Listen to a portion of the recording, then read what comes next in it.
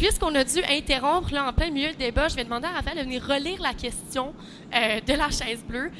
Puis on était supposé être rendu au droit de réplique, mais je pense que je vais quand même vous laisser un 30 secondes là, pour revenir sur ce que vous aviez répondu la première fois, juste pour que tout le monde se remette là, dans le bateau à ce niveau-là. Est-ce que ça te convient, Pierre-Louis? Ça me va très bien. Parfait, Virgile, ça semble être parfait pour toi. Excellent. Oui, parfait. Très bien, donc je vais commencer. Non, on va juste relire la question, Ok, pardon. puis après tu vas pouvoir y aller. Ok. Donc, le poste de vice-président aux affaires académiques, il est assez particulier puisqu'il sort du simple cadre de l'implication étudiante. Il concerne tous les étudiants, même ceux qui ne se sentent pas concernés par les activités associatives. Et parmi ces étudiants, il y en a beaucoup qui ne voient pas spécialement de différence entre les différents postes de l'AE et qui ne s'intéressent pas plus au VP ACAD qu'à d'autres VP. Comment faire pour réussir à dialoguer avec ces étudiants-là? Pierre-Louis, ta réponse en 30 secondes. Ce qui est important de savoir, c'est que le VP académique ne doit pas être que votre délégué de classe. Il y a 7 comités de spécialisation au sein de la HEC. Il y a énormément d'événements qui concilient l'insertion professionnelle, donc du coup le mandat de VP académique, avec les cours. Ce qui est important de savoir, c'est que c'est le meilleur moyen de s'impliquer. Et aux étudiants qui n'arrivent pas à savoir quelle est la réalité du poste de VP académique, il faut leur expliquer que c'est vraiment la personne qui va propulser l'avenir. Merci. On va y aller donc avec ta réponse en 30 secondes, Virgile. Comme je disais avant, vu que ces étudiants-là sont pas d'habitude sur les réseaux sociaux typiques pour les étudiants impliqués de HEC Montréal, je comptais vraiment optimiser le rôle des représentants de niveau et utiliser une plateforme pour leur permettre de communiquer directement avec le VP académique, qui serait sur l'application de l'AE et sur le site de l'AE. De plus, je comptais vraiment être présent, que ce soit dans les corridors, prendre plusieurs kiosques durant l'année, aller à leur rencontre afin justement d'aller les chercher dans leur classe et avoir leurs impressions et les concerner par le VP académique. Merci. Donc, on va passer maintenant à une période de réplique. Donc, on a juste fait un petit recap de 30 secondes. Pierre-Louis, je vais te laisser faire une réplique de 30 secondes, si tu souhaites la prendre. Ce qui est important de savoir, c'est qu'il y a différents moyens de vivre sa vie académique. Donc, la vivre activement. C'est-à-dire que le VP académique peut aussi avoir un rôle événementiel, proposant différentes choses. Par exemple, j'ai vraiment envie que vous choisissiez bien votre spécialisation l'année prochaine. C'est pour ça que j'ai créé, en novembre, un salon des spécialisations, comme un salon de l'orientation sur 3 jours, qui va permettre du coup à des personnes de voir qu'est-ce que fait le rôle du VP académique au quotidien et comment est-ce qu'il peut vous aider, parce que choisir une spécialisation est très importante. Il y a le mandat de pouvoir aider et conseiller, il y a aussi le mandat d'être actif et de proposer des événements qui vont faciliter votre avenir. Merci.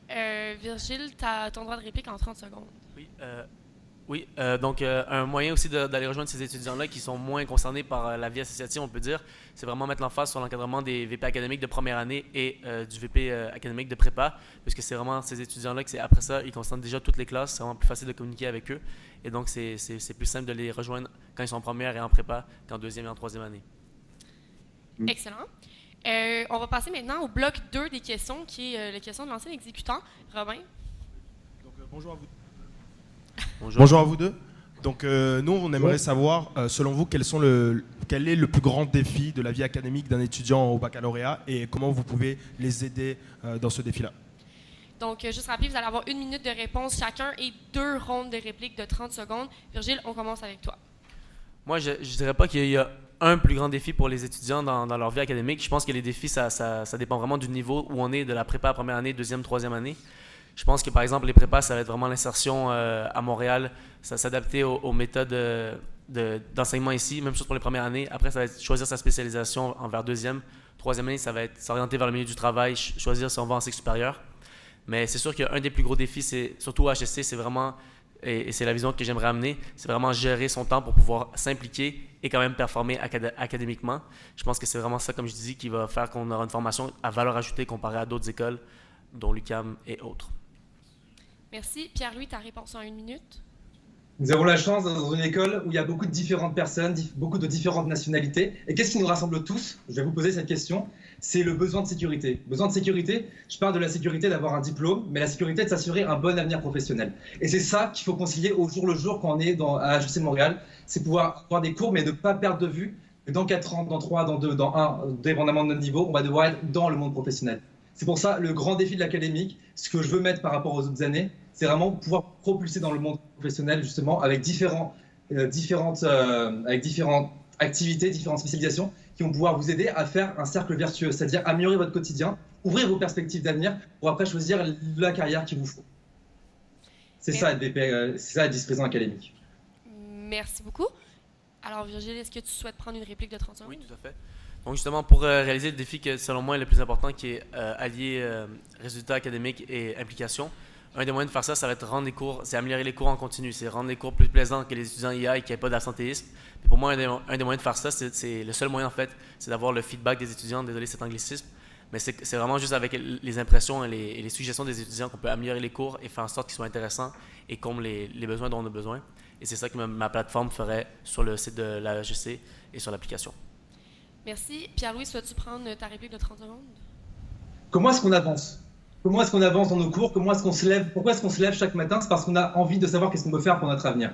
C'est pour ça, pour moi, on ne peut pas bien travailler, bien performer dans ses cours et aimer aller en cours si on ne sait pas qu'est-ce qu'on peut faire plus tard. Le plus important, c'est de vous montrer qu'est-ce qui va être bon pour votre avenir plus tard, qu'est-ce que vous êtes, qu'est-ce que vous voulez au fond de vous, et peut-être que vous ne savez pas encore, quels sont ce que vous pensez vouloir faire et que vous ne devez pas faire. Ce qui est très important, c'est de pouvoir assimiler vos cours à votre future carrière. Et c'est pour ça que mon programme là-dessus. J'espère qu'on va pouvoir parler des projets concrets. Merci. Réplique de 30 secondes. Pierre-Louis a tout à fait raison là-dessus. Il faut savoir aussi qu'est-ce qu'on fait dans notre carrière et c'est un autre de mes points de mon plan d'action.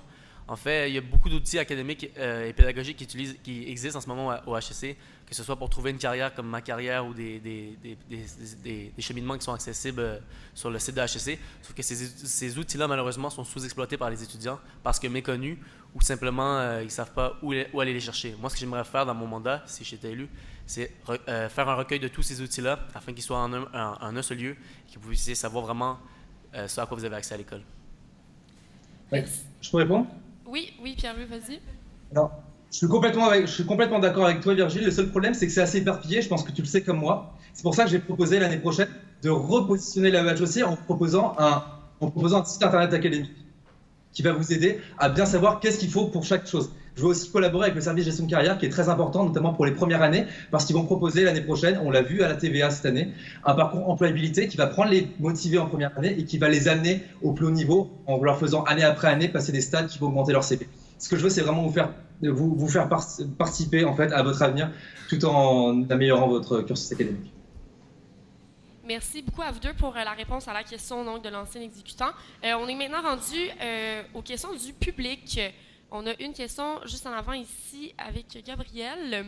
Juste un rappel au niveau des questions qui doivent être adressées aux deux candidats. Si jamais vous avez ciblé quelque chose en particulier, de trouver une contrepartie là, pour le deuxième candidat. Oui, bonjour à vous deux. Donc, j'ai une question. Vous savez très bien que la répartition des tâches n'est peut-être pas égale au sein de la HEC. Puis peut-être que certains postes ont moins de tâches que d'autres, entre autres, peut-être le VPA-CAD. Donc, comment vous voyez le rôle du VPA-CAD au sein de toute l'équipe de la HEC et de tous les comités, pas juste en tant qu'académique? Donc, on va commencer avec Pierre-Louis. Je pense qu'on était rendu à toi pour débuter. Donc, 1 minute pour répondre. Alors, pardon, j'ai pas compris j'ai pas entendu la question. Est-ce qu'on pourrait répondre si oui, vous on va répéter répéter.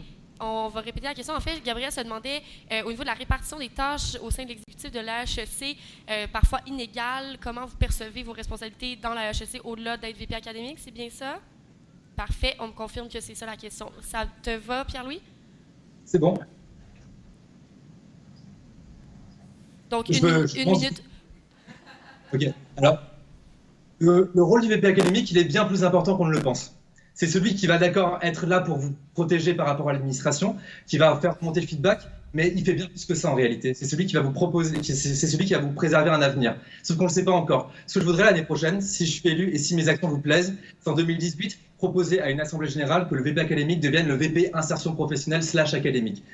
Avec ce nouveau mandat, ça permettra de donner une cohérence, notamment au sein des comités, au sein du comité même de la HEC, parce que le VP académique / insertion professionnelle aura un rôle à tenir, notamment auprès des comités de spécialisation, auprès de vous, les étudiants, pour vous aider et vous donner les armes nécessaires pour améliorer votre CV, notamment auprès de l'administration aussi, avec qui nous partageons la même mission. Merci. Pierre-Louis, on va laisser Virgile 1 minute pour répondre. Ouais, moi, ce sur quoi j'aimerais commencer, en fait, c'est que c'est sûr que la HEC, c'est pas une équipe qui est formée en équipe. C'est des candidats individuels qui sont ensuite réunis. Toutefois, je pense pas que les membres de l'AE, dont le VPA-CAD, doivent travailler en silo seulement dans leur propre fonction.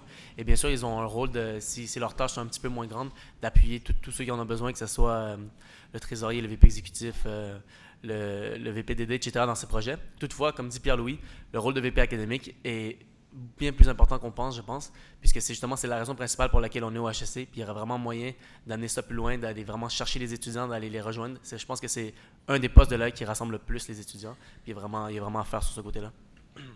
Merci beaucoup à vous deux pour cette question-là. Donc, je pense pas qu'il y ait d'autres questions présentement dans le public.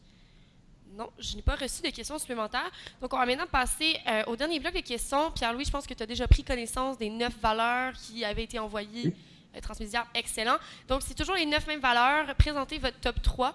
Je pense qu'on est rendu à commencer avec toi, Virgile. En 1 minute, tes 3 valeurs.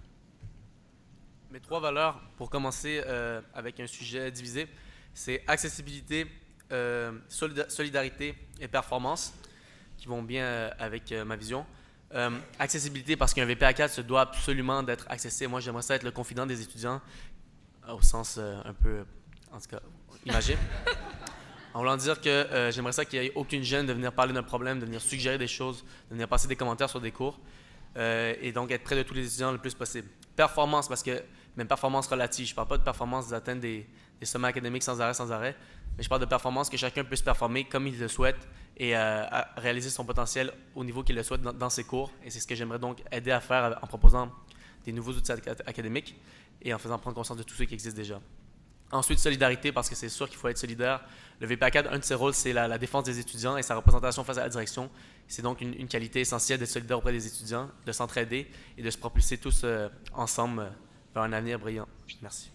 Merci, Virgile. Donc, Pierre-Louis, 1 minute pour nous présenter tes 3 valeurs. Alors, ma première valeur, c'est l'audace. Parce que j'ai un projet ambitieux qui est de reformer un petit peu le poste de VP académique pour vous proposer une autre version de ce poste-là. Et on ne le fait pas avec de l'eau tiède, on le fait avec une audace, avec un travail et une bonne ambition, et une bonne escouade aussi. Après, j'aimerais parler aussi de solidarité, comme le dit Virgile, parce qu'on a la chance d'être dans une école avec un fier sentiment d'appartenance.